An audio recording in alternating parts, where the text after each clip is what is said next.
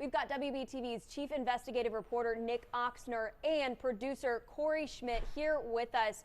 Both of you guys have been investigating this for several years now, and really from our understanding, it seems to be that there were just multiple agencies and different layers of safeguards that really just failed these children.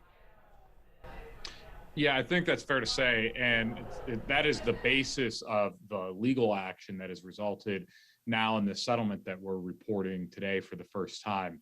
It is striking when you look at court documents that lay out the facts that you had Gaston County Department of Social Services involved, you had Union County Department of Social Services involved, you had many layers involved in all of that. Eventually, you had a third county DSS agency, and all of that still didn't stop the fact that a boy was found chained to a porch with a dead chicken around his neck. And what we now know and what we've previously reported on as being a history of deep abuse that you could very well make the argument bordered on torture.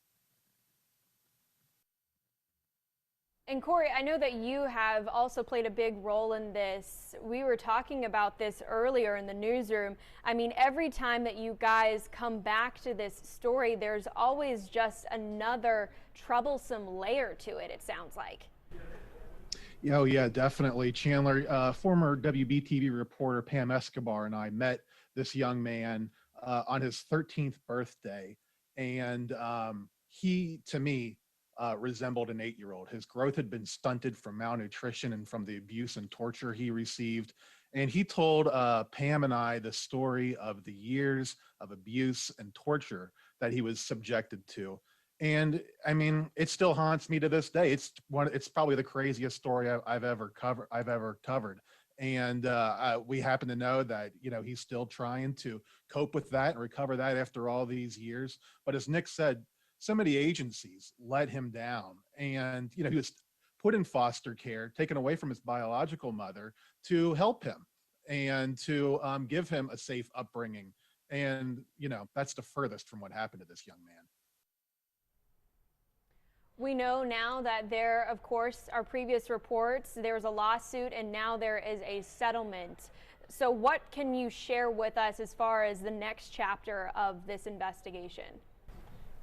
I mean, in many ways, this might could mark the very end of this story. Wanda Sue Larson and her longtime boyfriend, Dorian Harper, both got some sentences. They're both out of jail and prison, respectively, now. However, because of the way that federal laws are written, they'd also filed a federal lawsuit that got thrown out of court, alleging that these agencies failed to protect these children that were in the Larson Harper household.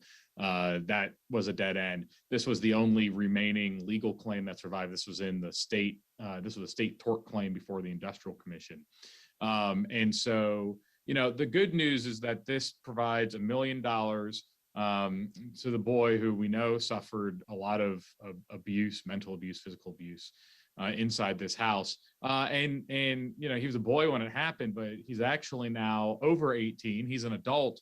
And the real questions become then, what protections and what help is available to people who were just severely traumatized as children and will have a lifetime of coping to do. But normally all that support that you get as a foster child just evaporates. Insurance, care, making sure you get psychiatric counseling and therapy, all of which was required after he was found and rescued. So this settlement goes some ways in ensuring that he'll have access to that going forward. Now, there is a chance, and as we've previously reported, there have been claims and allegations of sexual abuse inside the Larson Harper home as well that have never been fully investigated and really reviewed by a prosecutor. And several years ago, Union County District Attorney told me that if there was enough evidence to bring those charges in the future, he would bring them. We'll see if that ever actually happens. Well, thank you for the update. This has been years in the making. Like you said, potentially the final chapter in this really troublesome story that you all have been, uncovering through your investigation. Thanks for filling us in on what's to come tonight on WBTV News at